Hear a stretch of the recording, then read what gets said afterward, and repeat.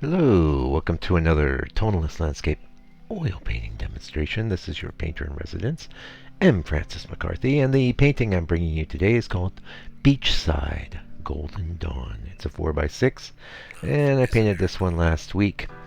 It was real fun. Actually, the drawing you see me doing now was done quite a while back, like earlier in November, I'm thinking.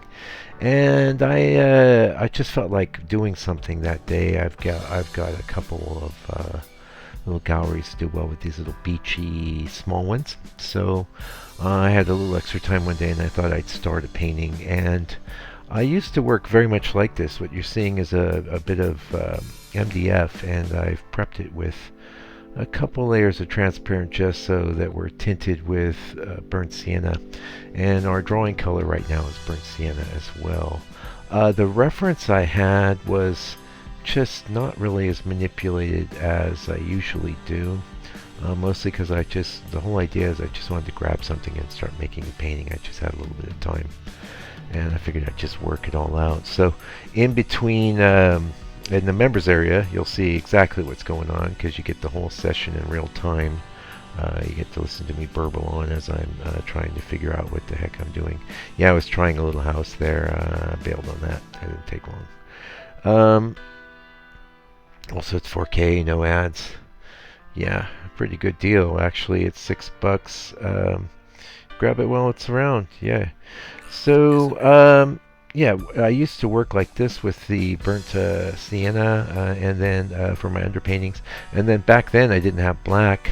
Back in the day, I would use phthalo green mixed with burnt sienna for my darkest tone. I think I just left this pretty much alone, knowing that I would come in with darker colors when I decided to finish it, which was this week.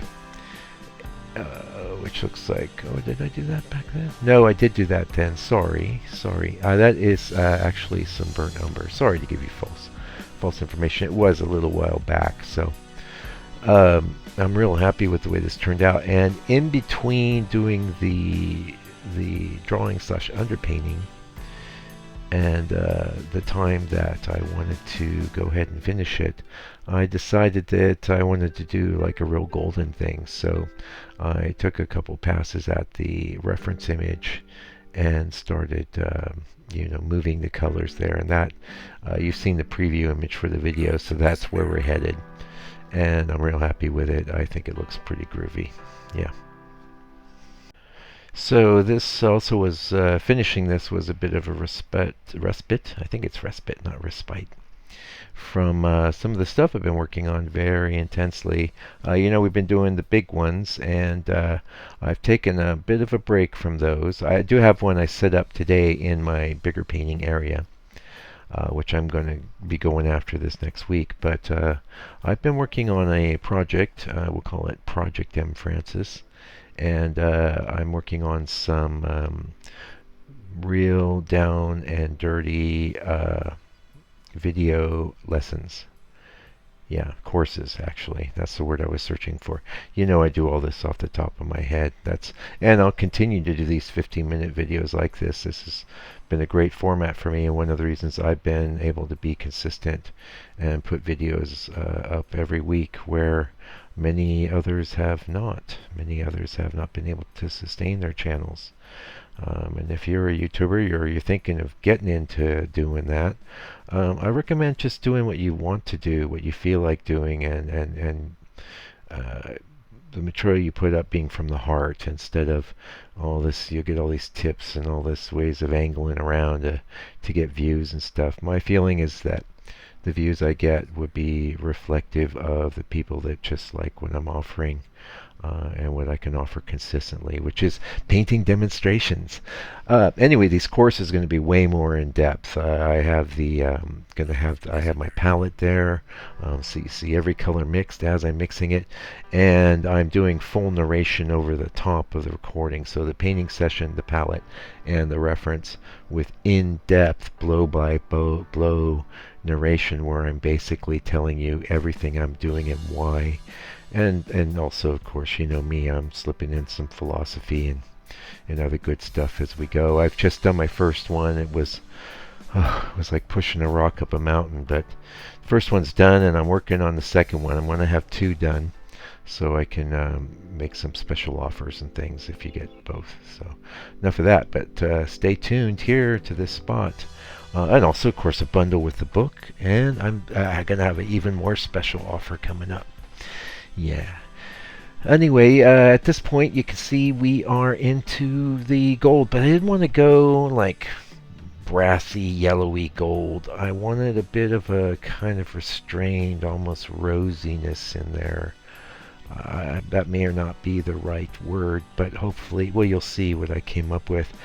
And I had a lot of fun with this scene because, so I took the photo that the painting's based on, like, oh my goodness, 6-7 years ago, and I passed it by many a time because it had, I don't know if it had issues. It was just kind of strange in a lot of ways. But I would also say to you, if you're coming across nature and you see something, maybe you whip your phone out, you take a picture, and then later on you look at that and you go, what was I thinking? I don't think that's going to work.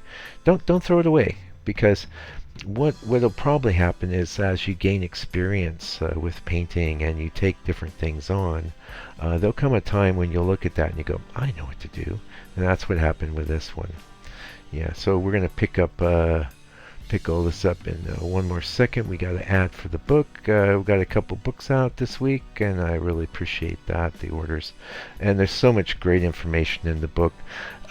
For all the video stuff I'm going to be doing, the courses, I have to say, are really an amazing way to learn painting. I feel like I'm in a teaching streak like I've never been in my life. But what's great about the book is that you're able to digest the information at your own pace and in a permanent fashion. So we don't know if the internet's going to stay. Well, it's highly likely, if civilization continues, that the internet will continue. But so many things on the internet seem to just come and go and disappear, and that's one of the reasons I wanted to invest my time in the book. And get everything I could down that. But I'm so excited now. I don't mind telling you, since we've dropped a lot of the people that are already gotten bored. What I would love to do is to have turn the book into a website, or a second book. That is, it's a book, it's a website, and every time you click on one of the teaching images or whatever, it'll start playing a video. Wouldn't that be amazing? It's a dream of mine, and when I'd need some backing to do this, to pull this off. So, and all things in good time. It's exciting. So many of the skills that I've accumulated, basically just sitting here and burbling and talking about my art, and also even more so what I do in the members area. The members area, there's a lot of teaching going on. I know you're there, but the main job is to get the painting done. So, there's a couple different brains that are being engaged, but it's a great value, but it's, from a teaching standpoint, nowhere near as great as these courses are going to be, because these courses are designed to really pump you up, Yeah, I'm pretty excited. I wish I had access to something like this. I did buy a couple, though. I had DVDs back when I was starting out. The internet wasn't what it is now. I was really... I've been doing art my whole life, but I was getting into painting back in 2008, 2009. And one of my favorite, I got a DVD from Bob Rome. That's ROHM, and I learned so much from watching that. And then actually I reviewed it the other day, and I was like, geez, some of the stuff he told me there I didn't even take on board, and I had to basically teach myself again later. And I was going, wow, there was that information right there. Why didn't I listen? But I got a lot from him. I got so much from him. And rewatching his DVD the other day was such a blessing to have access to that information, And so that was actually really a big part of my inspiration for doing my own courses. All right, let's talk a little bit more about the painting. Thanks for your patience. I'm burbling on. I kind of brought in that kind of greeny tone, and it's very much informed by yellow ochre. Okay, so yellow ochre, a little bit of burnt sienna. Burnt sienna is a factor in every color in this painting. It's all riffing off of burnt sienna in some way, shape, or form. But that yellow ochre, that's kind of a yellow ochre green back there with a little bit of a red hum. And of course we got a red hum humming through this whole painting, and it's so fun. I really, in fact, the course that I'm going to be working on this week is a tonalist course. The one that I did is a limited palette, and I did that first because I'm a big believer in limited palettes for people trying to learn how to paint. However, then I thought, well, I don't want to present this first because I'm known for tonalism, so I'm going full out tonalism, and there'll be, I'm always passing you tips. Here's a tip. Working on this red. It set up everything for me. I have gotten very much into the hardboard lately, but I might be back into the red. It's a bit more work for me to prep those boards, and I'll tell you why. I'm going to tell you why. We got a little bit of time, and maybe you're wondering. So this was easy because it was MDF, and MDF is very light colored, and so when I just go with the transparent gesso and a little bit of pigment in there, clean pigment, it gives me that brilliant, beautiful, light, warmish, burnt sienna tone. Now, let's say you want to try and pull that off with white gesso. You're going to get the nastiest pink you ever saw. I mean, it's not a bad pink for some application in the sky, but it's not a color you want to paint on top of. So, I'm doing some board prep for this this course that I'm going to be working on this week. I really kind of struggled because I was just starting on the hardboard. It might even be better to do a layer that's just straight white gesso and then do transparent layers over the top. I may try that. I'm experimenting. What I ended up having to do was like multiple layers of I used a little bit of burnt sienna, really high quality acrylic paint mixed with some transparent gesso, but it was just too dark, too dark, too dark. Today I went in and added a bit of yellow ochre acrylic paint with some burnt sienna, and I got a very nice tone. But it was way more work than I'd want to do, and that's one of the reasons I'm not. I will actually put a video together when I come up with a good process. Yeah, and it's good to change things up now and again. I'm very much the way I work, and maybe even we notice, Mike. It's like if something's working for me, I just do it.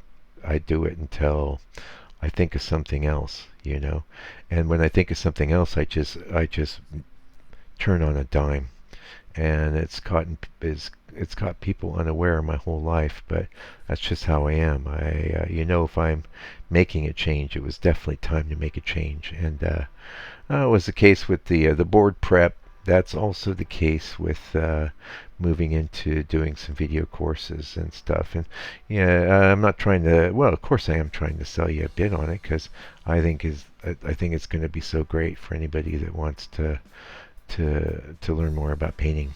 I don't know what I'm going to be selling them for yet. I got to work through all that. I got so much work to do. I have to create websites and email stuff. I will say if you're very interested in it, I'll be putting out some early sorts of offers and stuff to people that have joined my mailing list. So definitely be joined there because that's probably the place where I'm going to have my super special offer, which I don't want to say yet. I'm pretty excited about it, though. I'm really excited. Yeah.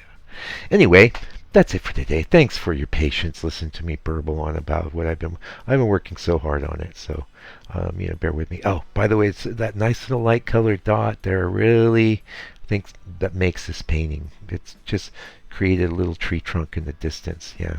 Anyway, until I come back with another painting demonstration for your edification and enjoyment, do me a favor, do me a solid, take good care of yourself, your family, all your loved ones. Stay out of trouble. Thanks for coming around, and God bless you and your family.